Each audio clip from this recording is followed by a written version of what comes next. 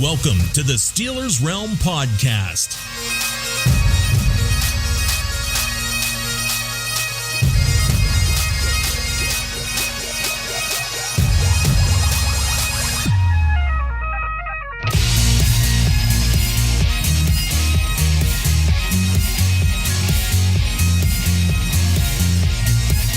And now, here are the boys of Steelers Realm, New Jersey Dev, JT, and the famous TA.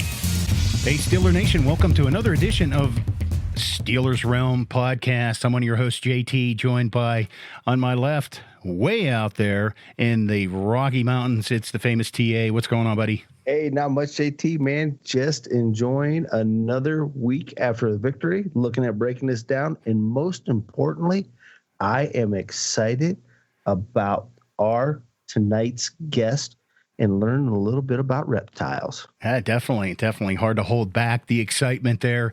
To my right, on the other side of the state, it's New Jersey Dev. Hi, Dev. Yeah, once again, nobody really cares how I'm doing. They just want to hear our guest here tonight. So Yeah. And without further ado, it's a pleasure to bring to you former Steeler, Seattle Seahawk, and New England Patriot linebacker, the Mr. Chad Brown. Chad, thanks for joining us. Welcome to Steelers Realm Podcast. Thanks for having me on, guys. Excited to go back and talk about some of those glory days. Definitely excited to have you too. So, without further ado, let me just give a quick shout out to one of our partners who has a ton of vintage video out there, Steel City Star. We're labeling this our Spotlight of the Week. And you are the Spotlight Player of the Week, Chad, so thank you much. Why don't you go ahead and kind of fill our listeners in on what you've been up to since your playing days and, what your passions are now? Well, after I retired, I thought I should establish a life away from football. So unlike so many guys who get directly into coaching or get directly into the media, I wanted to, get a sense of who Chad was away from the game. I've been playing since I was 7 years old. When I retired, I was 38 years old. It was important for me to kind of figure some things out. So I really dove headfirst into my reptile business. And certainly folks knew what I was doing when I was playing. But once I dove in after I retired, my last season was 2007 with the Patriots. We went from, producing animals at a good clip to becoming one of the largest reptile producers on the planet. Produced several thousand baby reptiles every single year, sold them all over the globe. It was a lot of fun, but in late 2011, I had a fire at my facility, and that fire really pretty much destroyed my reptile collection. Most of the collection was lost in that fire. So at that time, I had a friend who was hosting a local radio show here in Denver, and he knew I kind of needed my spirits picked up after the fire. So he asked me to come in and co-host with him. And that's what started my media career, which has now been going on for quite a bit.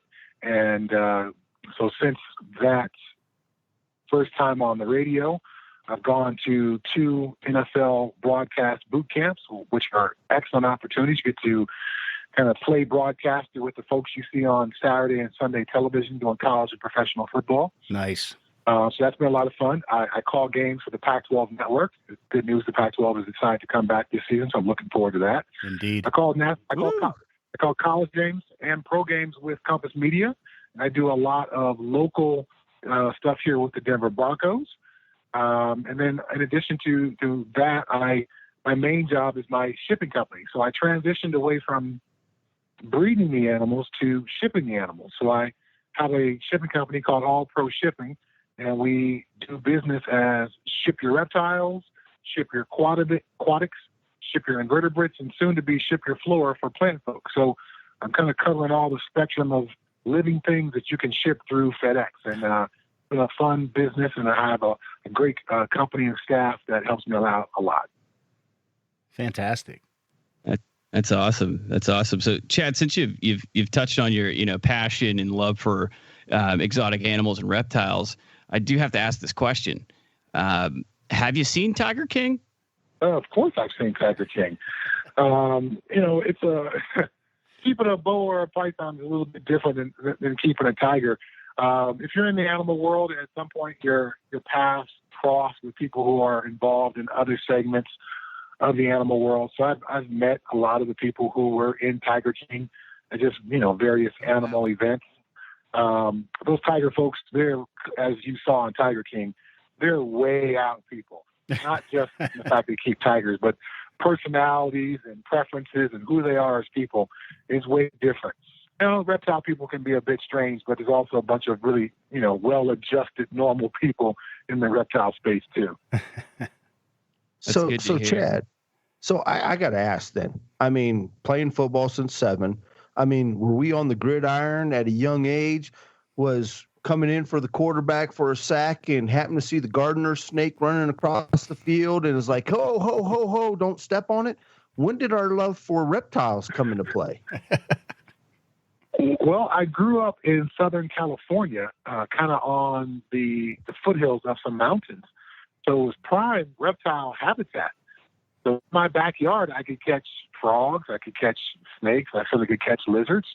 So that passion was, had an outlet right there in my backyard. And I will date myself when I say this, but well before there was the crocodile hunter, there was Marlin Perkins and Mutual of Omaha's Wild Kingdom. Oh, yeah. I watched that every single week. I was a faithful viewer of that show and would ooh and ah and wow. And they would say, this snake is 20 feet long. And I would go in the garage and get my dad's tape measure and measure out 20 feet and just kind of imagine what it would be like to, see an animal that size or meet an animal like that in the wild. So this reptile and animal passion, that's been a part of my entire life. When I was in high school, I had aquarium fish, and I ended up breeding those aquarium fish.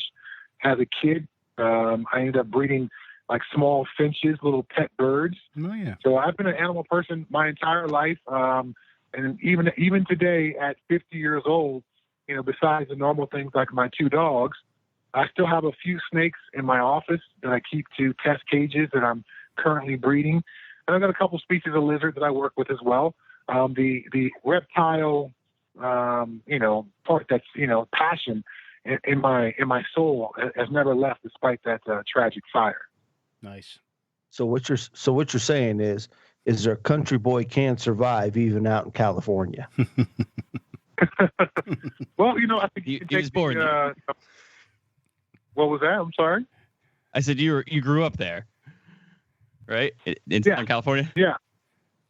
Yeah, I grew up in Southern California. So certainly.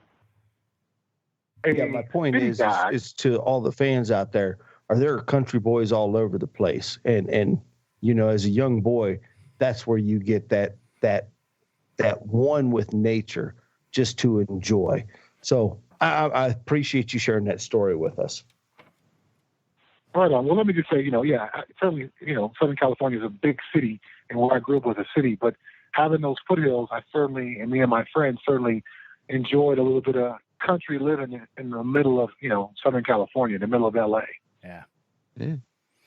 So you grew up in Southern California. You went to high school in Pasadena, and before the Steelers drafted you, you played at Colorado on some great teams. I mean, some of those players that you played with at Colorado, Eric Bieniemy, give him a head coaching job. Come on, NFL.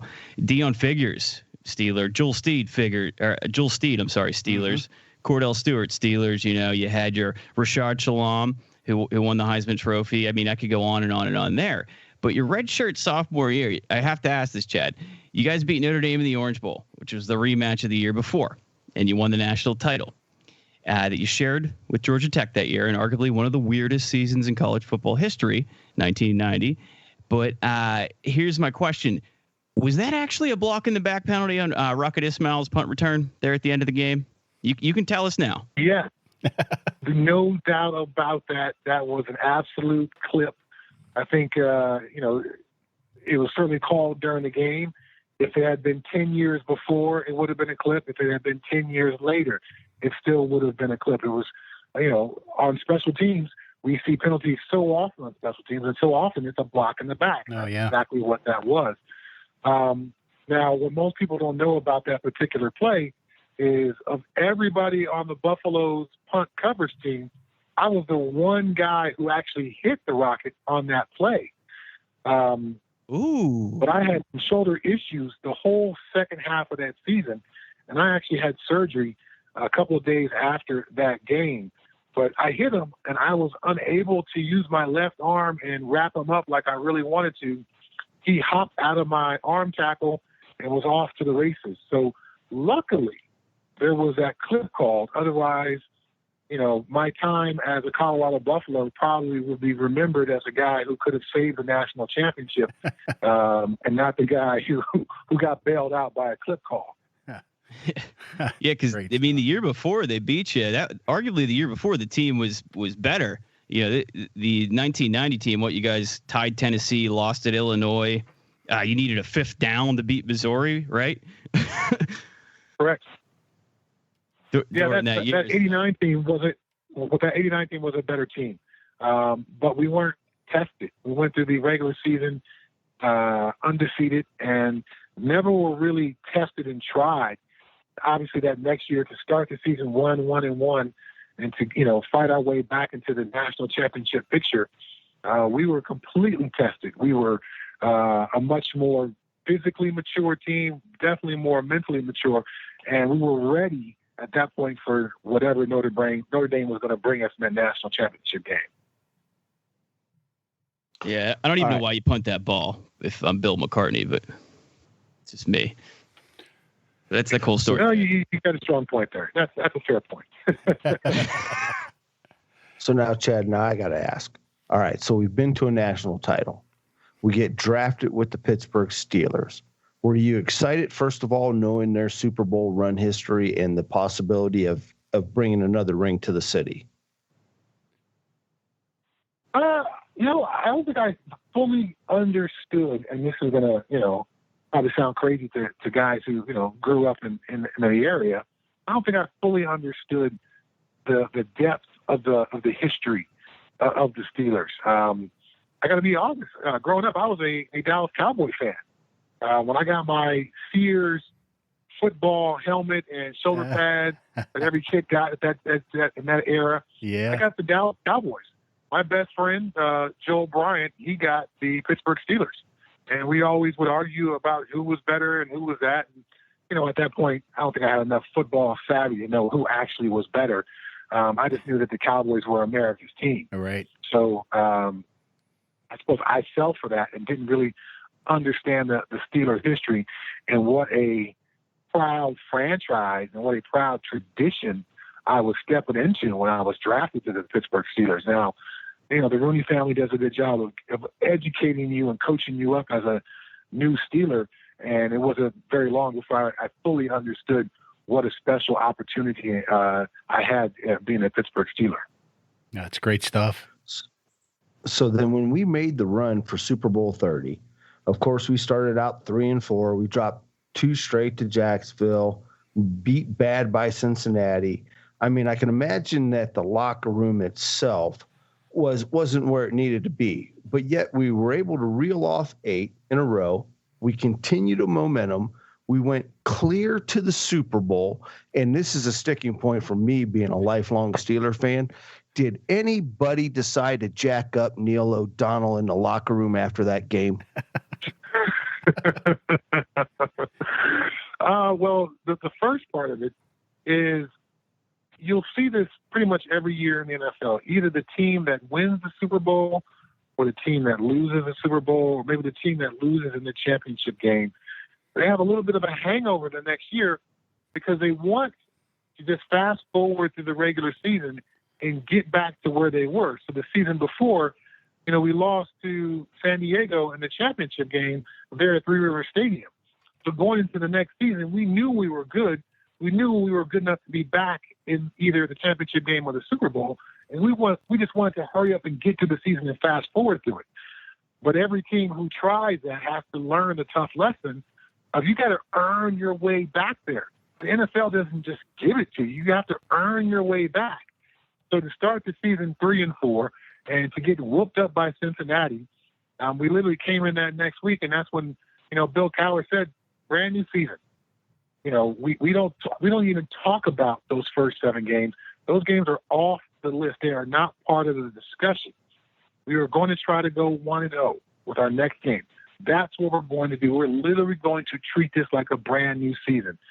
When he did that, it kind of got us past that, moved us past a little bit of that hangover, and got us focused on just one game at a time. Because, again, we were focused on trying to get back to the championship game, not focused on the next game and who was in front of us. Mm-hmm. So I think that was some coaching motivation genius by Bill Cowher to come up with that. And then to your point, as much as I would have loved to have jacked up Neil O'Donnell, he was part of the reason why we were there. So I was not happy with Neil's performance that game. I think he would say he wasn't happy with it.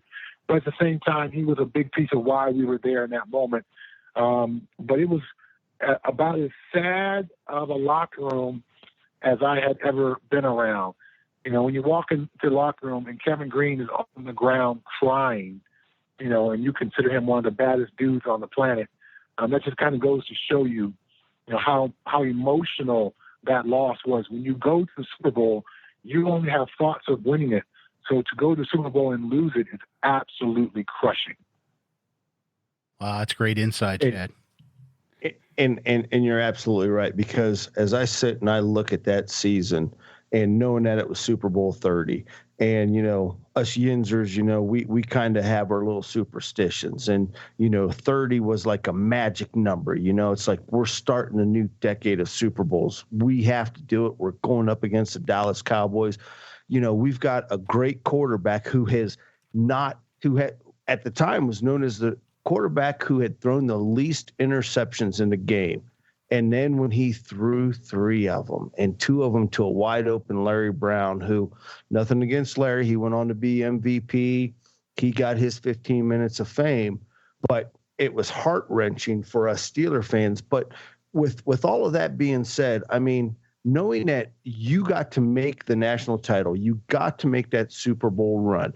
And then, of course, after that, free agency hit, and we all know what happened after that. What are some of the fondest memories that you had during that Super Bowl run to get to that?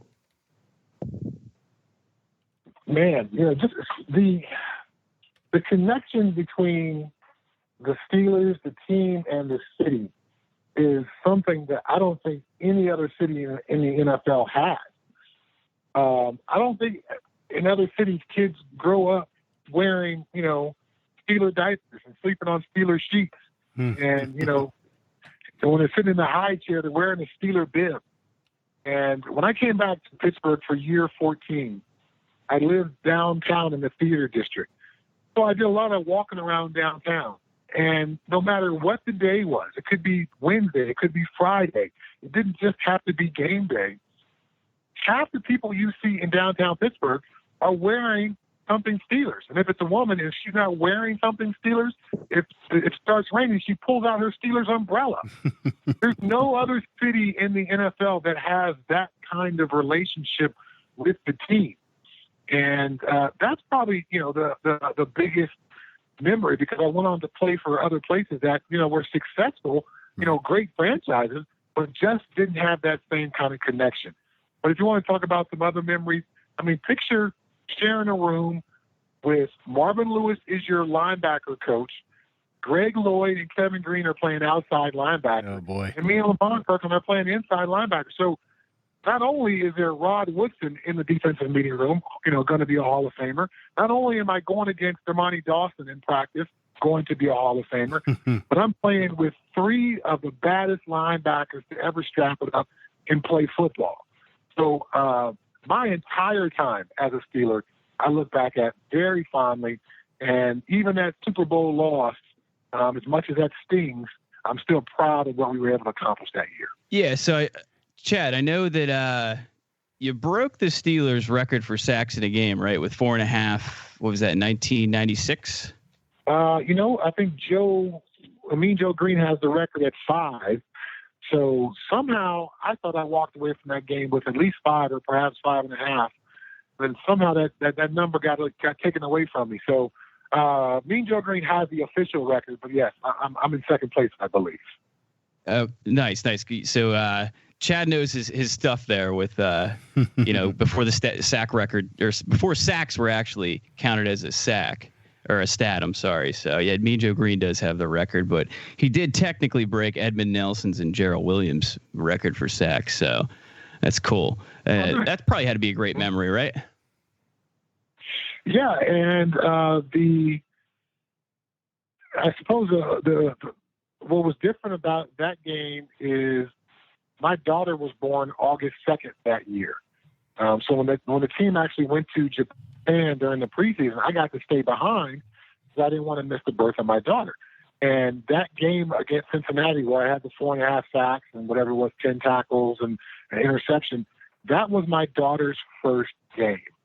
And it's interesting because every football player is going to tell you, I approach every game the same. I give 100% no matter what, blah, blah, blah, blah, blah. Well, for my daughter's first game and me being a new father and wanting to really, show up for my family, this was my contract year. This was a year where I was going to have a chance to, show the NFL what I could do as an outside linebacker because of Greg Lloyd's injury in that first game against Jacksonville. But also I was, literally playing for my contract, whether it was going to be for the Steelers or whatever team I was going to sign with after the season. So my daughter's first game was like a very important emotional moment for me. And so when my wife decided she was going to bring her to the game that day, I said, you know what? I'm going to do something I've never done before. I'm going to go out there and I'm going to be like a crazy person. And that's just what happened. And it was a game, for the record books for sure. Oh, that is an awesome story, Chad. Yeah. That is an awesome story. Good stuff. That's way to mode. As a father of 5 children, I certainly understand TA as well. How you feel that day too. But, looking back over time, I get a few years older than you, but watching you in your players' days and, when free agency came about, I still to this day talk about it, that, one of the most disappointing times in watching the Steelers was when you left the Steelers to go to Seattle. And I will always, and probably every year we talk about it somewhere in one of our podcasts, how I thought Steelers made a mistake in letting you go. But where I'm going with this is they also lost a lot of big names free agency, particularly on the defensive side. And the other player that to me kind of hurt, and I wish the Steelers wouldn't have given up on, was Rod Woodson. Now, of course, that's, there's some other stories there, but Everett, Greene. So I guess my question is, do you think it was more so the fact that there was just more money floating around to grab due to the new free agency and salary cap that made the game more of a business and allowed players to test the market? Or do you think it was kind of a Rooney's old school approach to, and their unwillingness to negotiate at times that led to that? And Chad, I want to ask one more question on top of that. Go ahead. Mm-hmm. You only went ahead and interviewed with Seattle. Why not really truly test the market? Okay. I know there's a lot of questions there. Yeah, several factors to the Steelers' decision making there. I believe I was the 21st consecutive free agent to leave the Pittsburgh Steelers at that point. So the Steelers were still in 3 other stadiums, and so many other teams around the league were getting new stadiums. They had additional revenue from luxury boxes and things like that the Rooneys just simply didn't have. So while everyone was operating on the same salary cap, other teams just had bigger bank accounts because they had other streams of revenue. The Rooneys did not have that. Another factor was Greg Lloyd had just signed a big money deal the year before. So it was going to be interesting. So I was replacing Greg because Greg got hurt in that first game that season. But Greg was going to come back, and he was under a big money contract. And then they had drafted Jason Gilden to play on the other side. So you got a cheap rookie, you got a high-priced, high-performing veteran, and then you got Chad, who was previous to that. I was playing that Mac linebacker, that inside linebacker spot. Mm-hmm, right. I moved to outside when Greg was hurt. So do I continue to play outside linebacker? Well, you got Greg Lloyd, the 5-time All-Pro, the Defensive Player of the Year. You're going to ask him to move position? Who plays Mac linebacker? Greg can't play Mac linebacker. Jason Gilden couldn't play Mac linebacker. So do I start over Jason? Well, then they still have a hole at Mac linebacker. So what were they going to do with, that kind of shifting position thing? So was I going to be asked to go from outside linebacker back to inside linebacker? I made the Pro Bowl. I was all pro. I was some people's defensive player of the year. Mm-hmm. So how do you ask me to go back to my old position? So there was a bit of the money factor. There was certainly the what do we do with the position factor. And then also Jerome Bettis was also a free agent that year as well. And Jerome and I had the same agent. And it became pretty clear as the season went along that they were much further along in discussions with Jerome than they were with me. And I think part of that was because what do we do? What do we ask Chad to do? What position do we ask him to play at?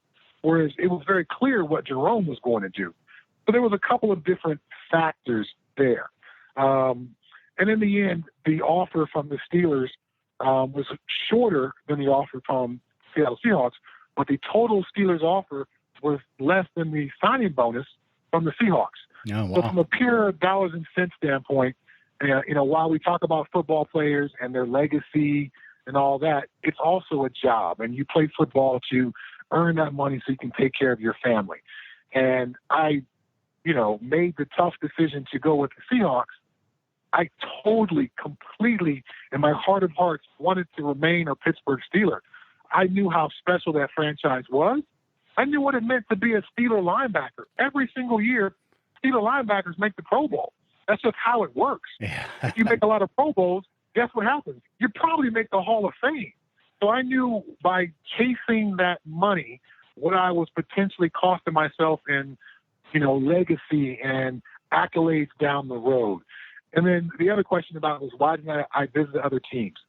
The Seahawks, they pulled that strong arm negotiating tactic of if you leave, we've got our plane ready to bring someone else in, and we will sign him, and you'll be forced to deal with other teams, and we'll take our offer off the table. So what they did is when I was in Seattle, they set us up in a conference room and said, call all the teams you want to call. Do all your negotiating you want to do. We'll give you as much time as you want to do that. So we talked to Kansas City because Derek Thomas was, threatening to leave. We talked to Carolina Panthers. Don Capers was there and was going to run the same defense that we ran in Pittsburgh. So it was going to be a perfect fit for me. But unfortunately for Carolina, their owner was out of the country. So he couldn't approve the contract once the numbers got big enough. Kansas City, I didn't want to replace Derek Thomas. We're two different players. I averaged almost 8 tackles a game. He sacks the quarterback, doesn't make tackles. I do a little bit of everything, but I certainly am not a, 20 sacks a year guy like Derek Thomas was potentially. So I thought if I go there and I play really well, but I don't have 15 sacks, suddenly I'm a disappointment, although I do all these other things on the field. So there were several factors why I ended up signing with Seattle, but in my heart of hearts, I really, truly wanted to remain a Pittsburgh Steeler. Well, and in all honesty, Chad, we wanted you to be there too, but kind of understood it was a business at that point, and it was kind of almost a situation where there was just too much talent and too few positions to keep them. It's funny this question comes up because, Chad, today is actually the 25th anniversary of that Vikings game where Cowher ran out on the field with the photo for the ref. Yeah. Uh-huh. Yeah, and the Vikings ended up winning that day. What was it, 44-24? But former Steeler Adrian Cooper was quoted after that win. This win today is for guys like Merle Hodge, Eric Greene, Thomas Everett, Hardy Nickerson, and other guys the Steelers mistreated. So.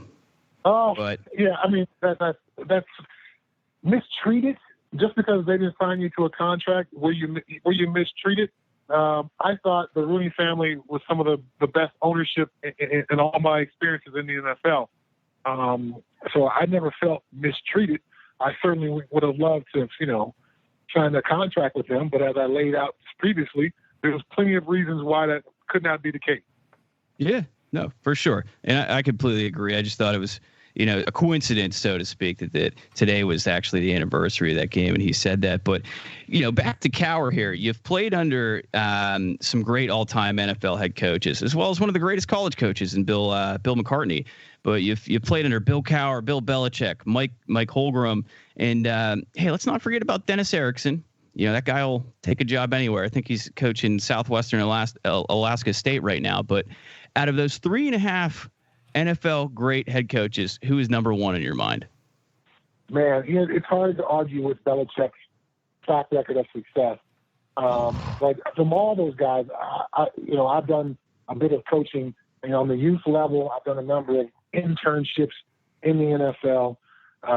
I've taken something from all those guys. And what I take from Bill Cowher is that the emotion is such an important part to winning a football game. If you simply go out there and play harder than the other team, if you overwhelm the other team with your emotion, you got an amazing chance to win. You don't have to be X's and O's perfect. You don't have to be a flawless team that executes perfectly every time, because you overwhelm people with how hard you play. And if you watch the Steelers, particularly on defense back then, that is what we did. We went out and just tried to overwhelm people with how hard we played.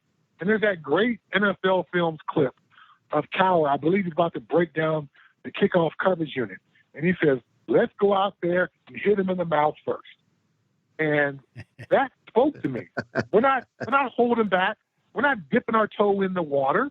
We're going to go out there and overwhelm them from the very first play. Before they even have a chance to gather themselves, we're going to punch them in the mouth, and we're going to keep punching them all day. And that, I tell you what, it works. Now, the Pittsburgh defense was complicated, and we confused people, and then we did all those kinds of things. But our main focus was always, let's just overwhelm these dudes by knocking the crap out of them from the very first play. Yeah, there you go. Smash mouth football, baby. Yeah. So I got to ask a question, Chad.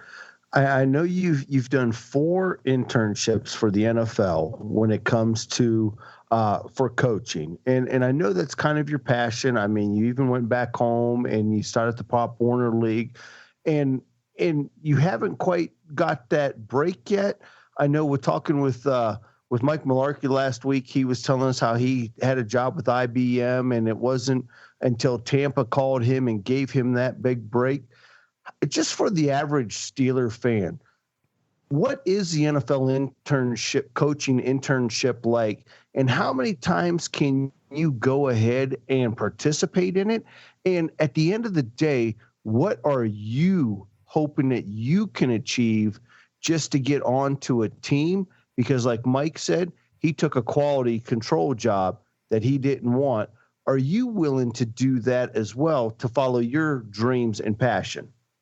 Okay, a couple of questions there. The internship process is pretty awesome. They do them during the spring, during minicamp process, and they do them during training camp. And it's the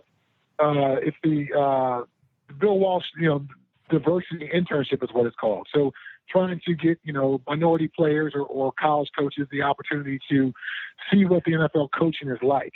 So it's really designed, I think, for you just to kind of take your own personal temperature. Am I okay with coaching? Am I okay with these kind of hours? Is this going to be a fit for me in my life and all that? Well, I've obviously been around the game long enough, playing 15 seasons, to know what the coaching aspect is.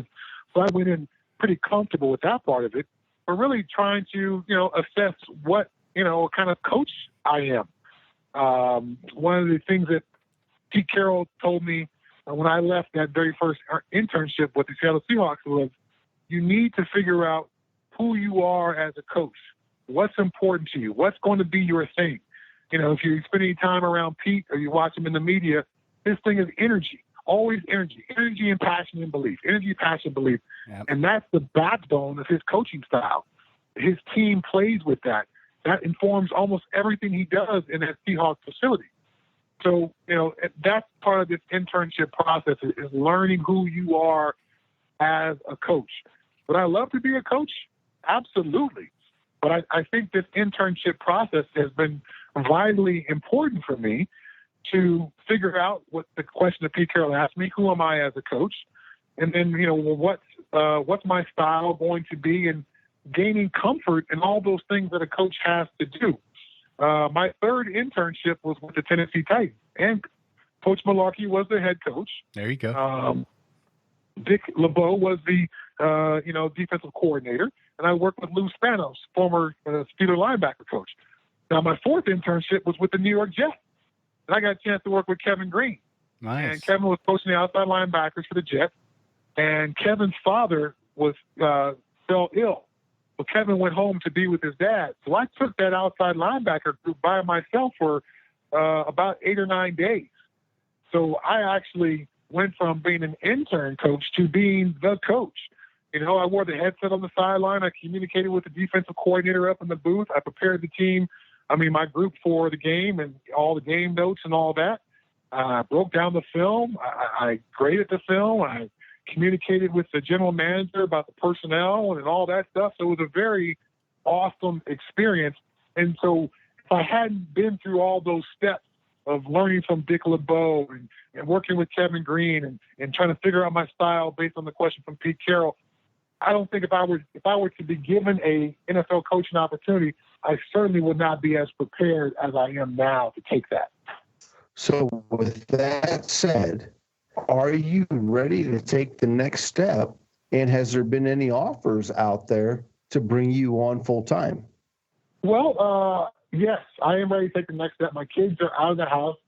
I am an empty nester, so I certainly have time and space to do this. My business interests are operating at a high manner. I've got good people to run those for me.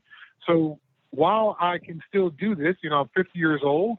You got to stand on the field of a lot as a coach. So while I still feel capable of being a coach who can enjoy, standing out there for hours at a time, or really physically getting in and coaching people up on techniques, I would love to have this opportunity.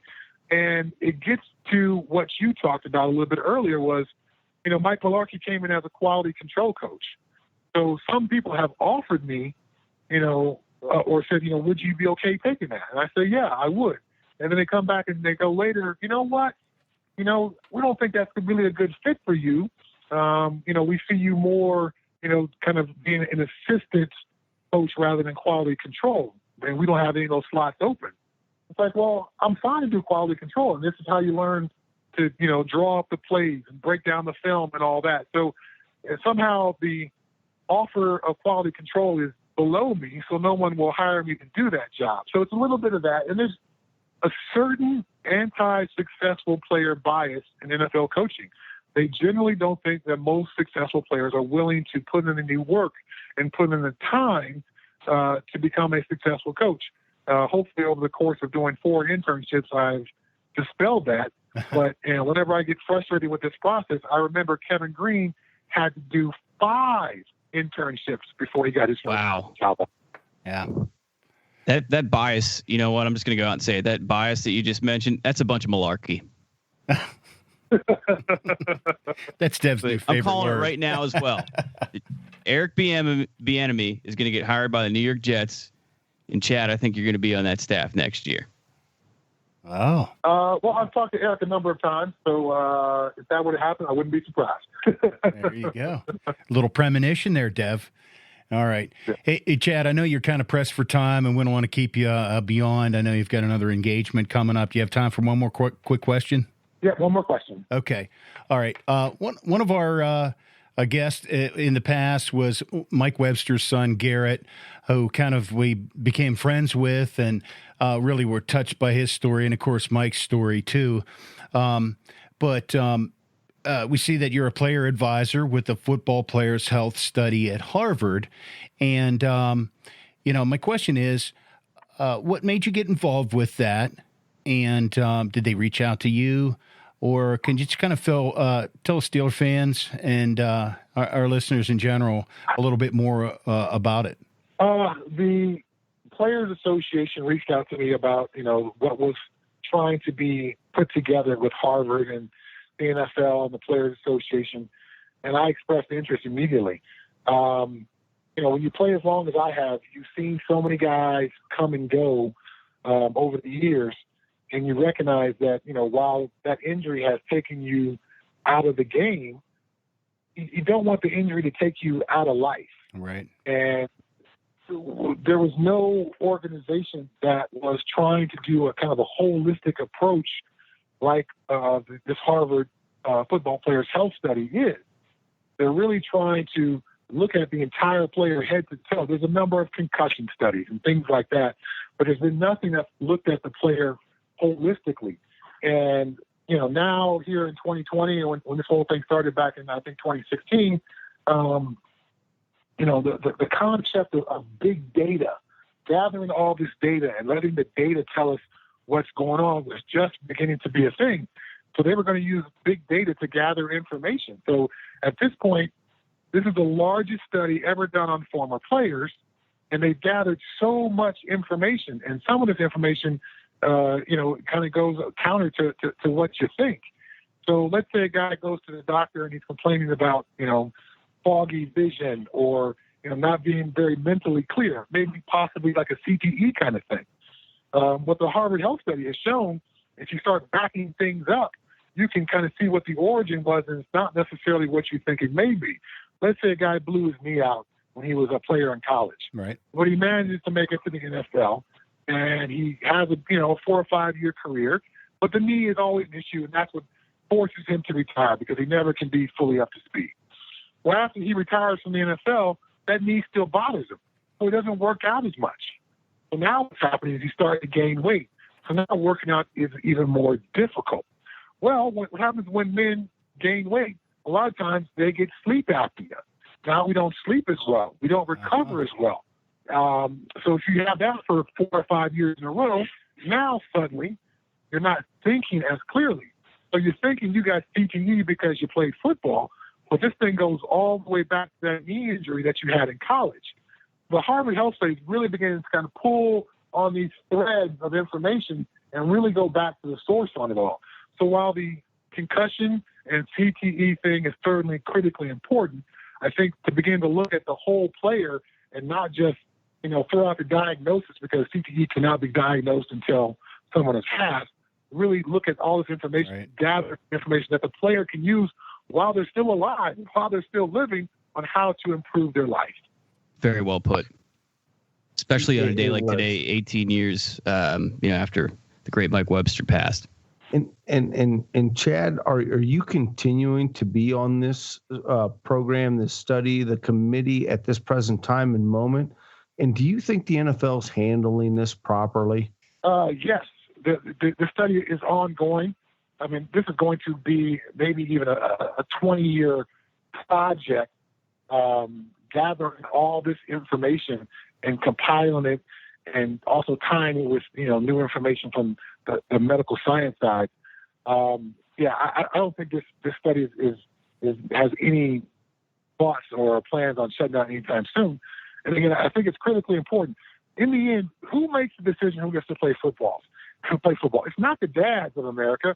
It's the moms of America. If mom thinks little Timmy is going to get CTE and concussions if he plays, she's not going to let him play.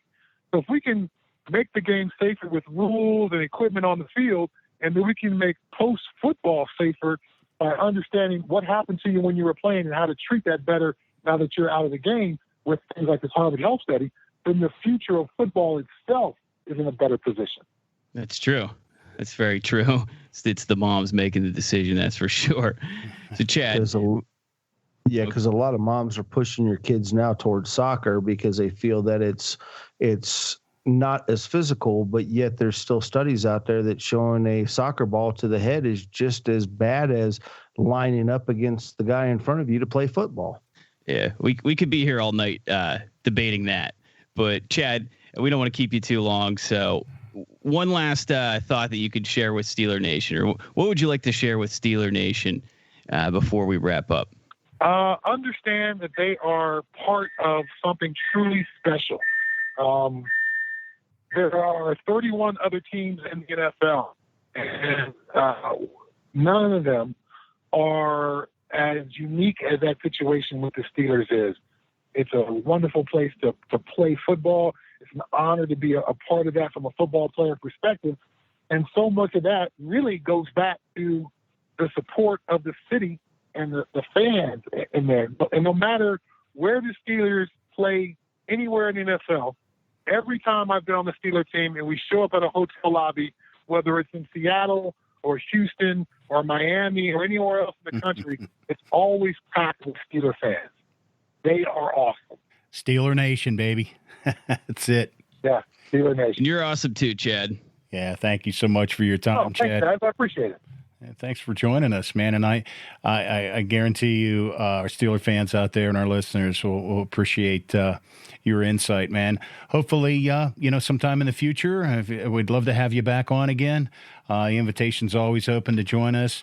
And if you have a cause you'd like to, us to help you support and promote out there, we'll certainly do that for you. So thanks again, Chad. Thanks for having me on, guys. Certainly appreciate it. All righty. Have a great evening, and we'll talk to you again soon. Thank you.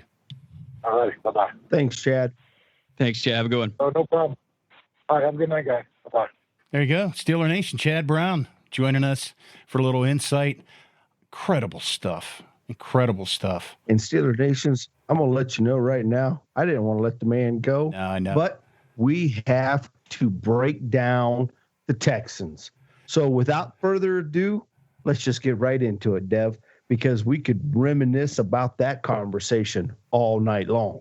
Oh yeah, I want to hear. I wanted to hear more about Kevin Greene crying because that guy had any emotions. Now, that's a picture. That's a picture you won't have in your mind. Trying to imagine that. Well, let's coming up. Game time. What o'clock? 1 o'clock Sunday, right? Yeah, we got Ian Eagle, Charles Davis, and Ian Washburn on the call. It's going to be 83 degrees on Sunday in Pittsburgh. They might as well play this game in Houston. It's going to be a scorcher. The Texans are coming in 0-2. Last week, obviously, they lost to the Ravens 33-16. Yeah. But the big story of the game is that our boy, Billy Badass, is back. He's back. Welcome back, Billy. 2-game suspension. Back off his 2-game suspension for driving through Shrew Save, the front of their store, to pick up his prescription with his car. Well, so Bill. Oh, go ahead, JT. No, I was just gonna say that'll be interesting. Tune in. Yeah. Billy Badass. He's there. Let's hit a couple by the numbers. I love this segment because this interesting stuff out there. TA, you want to kick us off real quick? 220. That's right. This weekend, Mr. Big Ben Roethlisberger will surpass Mike Webster as the player who has played the most games for the Pittsburgh Steelers. Never thought I'd see that record broke, JT, but 220 is it, baby. Wow. Go Big Ben. Interesting. 221. Yeah. So that's the record. 220 is Mike Webster's. Yeah, Mike and Ben are tied right now. And okay. Once again, shout out to our friend Garrett. We're thinking of him today on the 18th anniversary of Mike's passing. So, Garrett's going to be joining us here in a few weeks too. We're going to have him back on the show to break down some games. Nice. Yeah. TA, what's the other number that you should hop into here? Because you mentioned it last week. It was 58, but I think it went up one. Right. Now. We're rolling now. 59, but I tell you what, man, I almost hate to say this one because I don't want to put that little broadcaster jinx on it, but 59 game streak right now with at least one sack. And we're going up against the running quarterback. We need to sack his ass. It wouldn't hurt my feelings none if we went ahead and took out another starter this year, to be honest with you. You never want to hope for anybody to get hurt. No. Let's be honest. You're right about that. But I am a Steeler fan. That's true. All right. You bleed black and gold. But the NFL record for consecutive games with at least one sack is 69 by Tampa Bay from October 10th, 1999 to November 9th, 2003. And Mike Tomlin was actually on the Buccaneers staff. Oh, wow. That point. So, but next number here, 28. The amount of wins Joe Hayden now has in a Steeler uniform. He's 28-16. And that's really in 2.5 seasons, which matches his win total with the Browns, where he played 7 years and finished 28-62. 22 tackles for loss. It's the most tackles for loss by an NFL team over its first 2 weeks of a season since 2008 as well. And here's a big one. 18. Pittsburgh has opened 18 separate seasons 2-0 and reached the playoffs in 12 of the previous 17 campaigns. 4 times went to the Super Bowl and won. And I guess my last by the numbers here, I would say I want to go into the Vince Williams one, but I know we got to move on. But it would be number 3. We've played an 0-2 team 3 times under Mike Tomlin and have gone 1-2. In 2017, we lost 23-17 against the Bears in overtime. I'm sure everybody remembers that game. I'm sure Todd, he swore against watching the NFL ever again with what happened in the pregame that day, only to watch the game the next Sunday. And in 2012, we lost to the Raiders 34-31. They were 0-2. In 2011, we won 23-20 against the Colts, who were 0-2. And it was a last-second field goal, and the Colts finished 2-14. So that's your by the numbers. Okay. So who's going to win the game? Let's jump into that real quick. We're way over time here, but let's jump in real quick. Some of the highlights and the matchups and what our predictions are. So defense versus Texans offense. Who wins that matchup? Well, right now, I tell you what, JT, it's I'm going to have to say it's going to be our defense. Our defense has just been fantastic here of late, but let's make no mistake.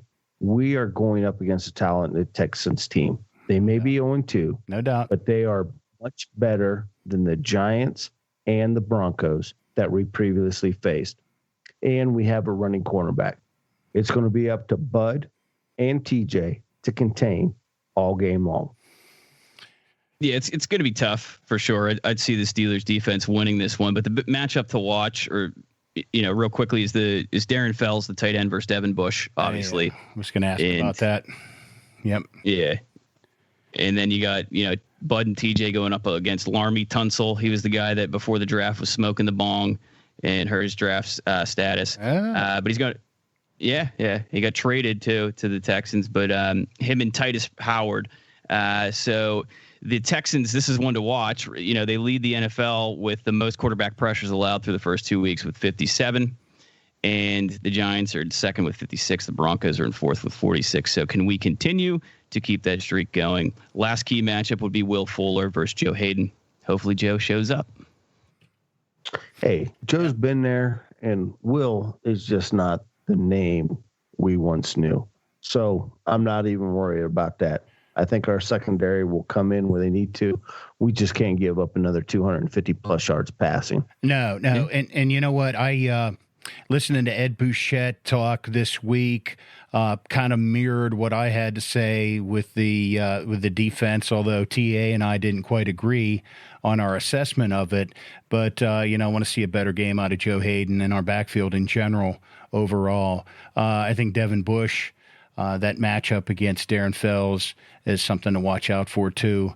Another big tight end going up against another big mismatch there. So hopefully they figured it out and can do something with that. All right, so advantage Steelers. We're going to give the Steelers the advantage on that one. D versus Texans O. Okay, let's move on.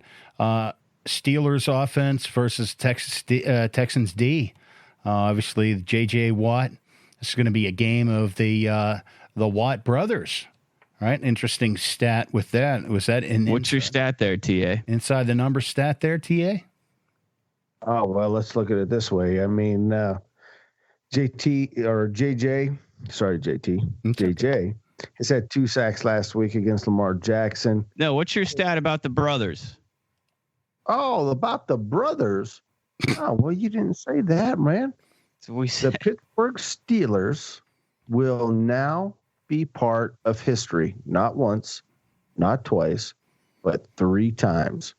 Because in all 3 times, going back to the Eskimos in 1927, and I won't give you the Rooney brothers who actually played in that game, but the Steelers have now been a part of 3 games that have had 3 brothers or more play in the same game.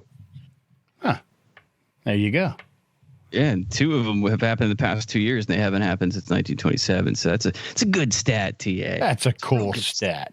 Good stat. But I was getting ready to get into the defense here, man. I mean, all right, let's hit that. We got JJ.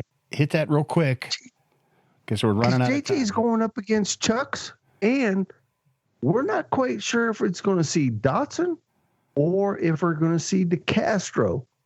Jury's still out right now, boys. Well, DeCastro was a full participant in practice today. Yeah. So let's see. If he's ineffective early on and doesn't look like he knows what he's doing, do you think Tomlin inserts Dotson? I mean, he does. From the way Tomlin sounds, he doesn't have a lot of confidence in Dotson still, but not yet. Too young, maybe. I'm not sure. The real matchup. Well, wait a second. Even though he was rated the number 1 guard in the NFL last week, he was. And him and Chucks did not allow one quarterback pressure, so that's good for both of them. But the real matchup to watch is Lonnie Johnson Jr. You could also see Verdon Hargraves III matched up against Deontay Johnson. And the story of the week all week in practice has been Ben and Deontay getting extra work in to build their trust. I mean, it's no secret.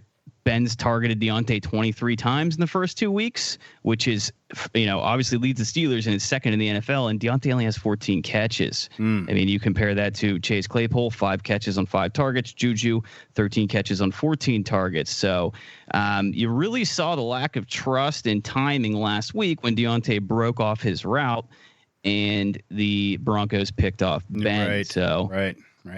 Let's see if that extra work helped out this week, because I see Ben and company picking on Lonnie early on, just like they picked on that poor bastard Michael Ojimida last week. Yeah.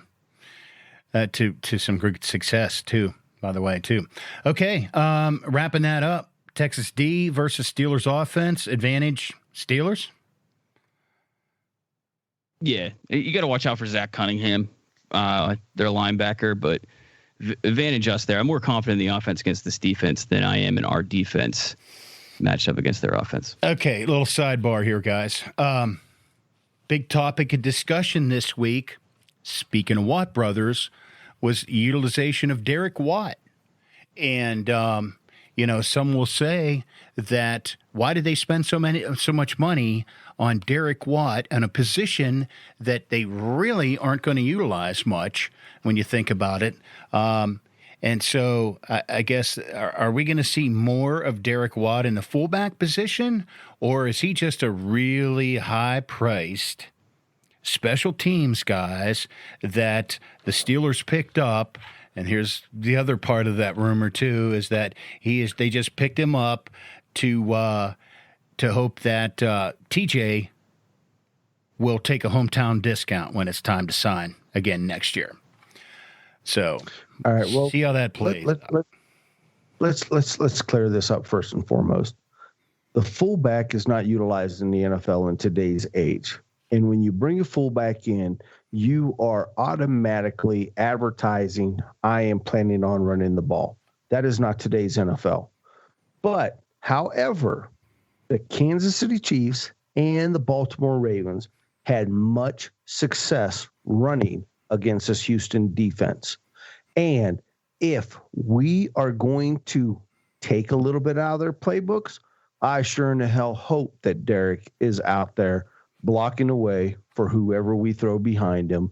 And absolutely, I think that in today's NFL, there is still a place for the fullback, and we need to figure out how to properly utilize him for the money we've spent, whether we are running or passing the ball, and forget about what player or what weapon we're taking off the field for him to be on there, because he too is a weapon. Yeah, no doubt.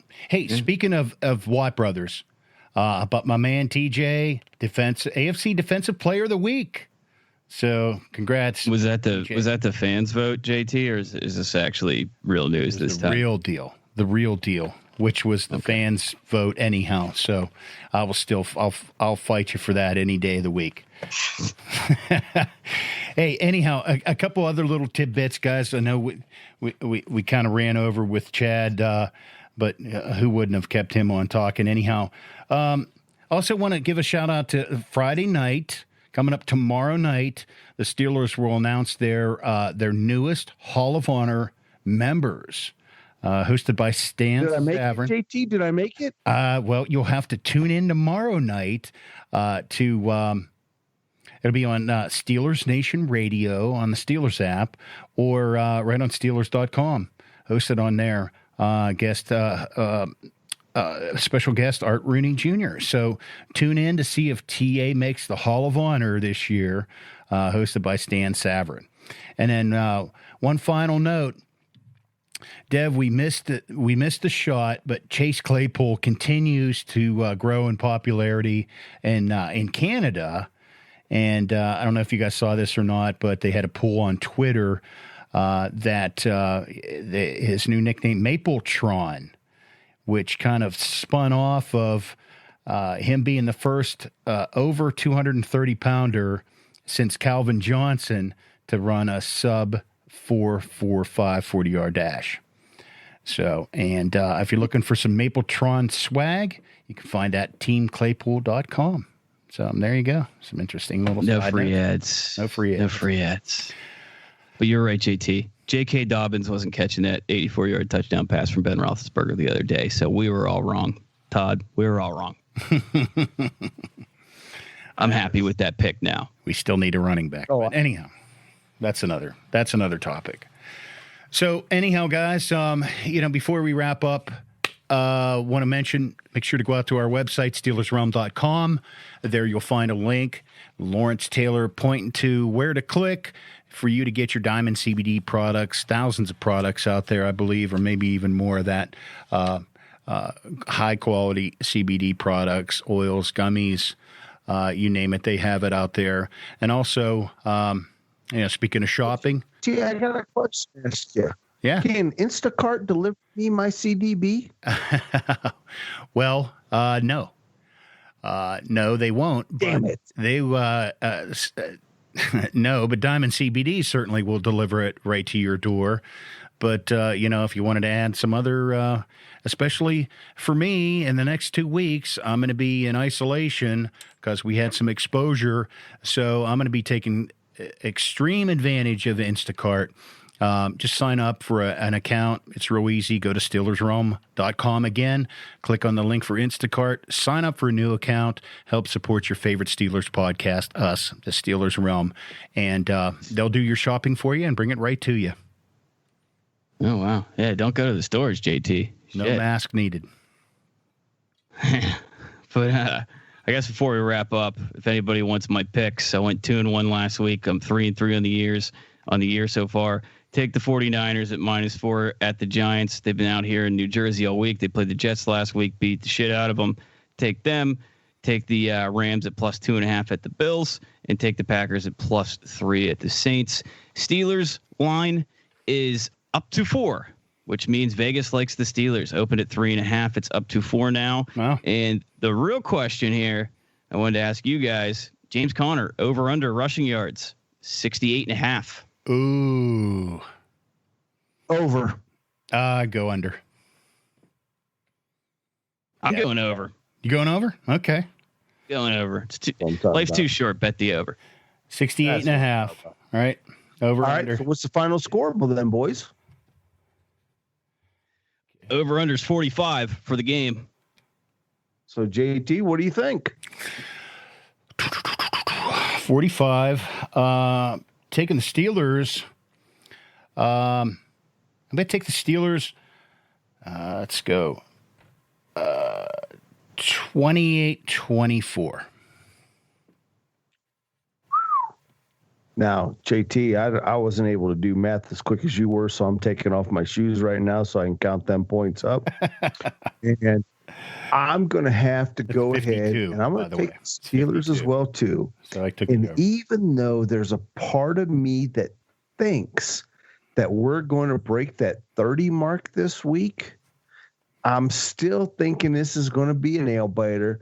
I still think Vegas has their pulse on the NFL, and I'm going to go ahead and call this a 29-26 ball game. Okay. Could be right there. I'm taking the Steelers, and I'm going with what Todd said, and I think it's going to be a defensive ball game, and we're going Steelers 23-16. All right, and there you have it. 39. So Dev's going with the under on that. Interesting. Yeah, I'm going with the under on that. Okay. I could see that. All right, cool beans. So we're all picking the Steelers. How we do last week? Do we have that in front of us? I think we all picked the Steelers. Both. Yeah, I mean, obviously. Week 1 and week 2. So we're all 2-0. And soon to be 3-0, right? No, for sure. Last week, I think, we all picked the Steelers. I don't know the exact scores considering the doc crashed in the middle of the interview, but we recovered. Steeler fans, we recovered. But I think we were pretty spot on. We all went under there. So, well, we'll do that. We'll dig up those numbers and we'll see the last. We'll have 3 games when we preview Monday. Here we go. Todd 24-13, JT 31-20, Dev 42-6. Shit, I wish I didn't dig those up. Because TA's a badass. Yeah, Todd, you're the most accurate, I guess. It was the closest. There you go. But all right, folks. I think that wraps up another jam-packed podcast for you guys. We got Mike Malarkey on Monday, and now we're bringing you Chad Brown, and we're going to pump this out here quickly, probably before the Thursday night game's over. So, we appreciate you all listening out there. Continue to listen, continue to like, download, subscribe. Follow us on all social medias, your Twitter, your Instagram, your Facebook, your MySpace, you name it. We're on all of them. And we're going to continue to bring you some really cool interviews and some big name guys throughout the season. So thanks for sticking with us. Right. And coming soon, YouTube. Be jumping Can't forget about the YouTube. Yeah, you get the YouTube. And channel. TA is going to start an OnlyFans as well.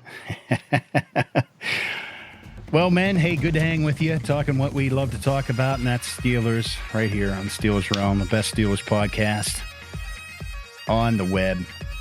Careful in the hot tub, guys. Have a great week, everyone. We'll see you later. We're out of here. Steelers Nation, tell your friends, your brothers, your mothers, and most importantly, Grandma, to tune in. Listen, she might learn something and correct us as well. Good night, Steelers Nation. Sayonara.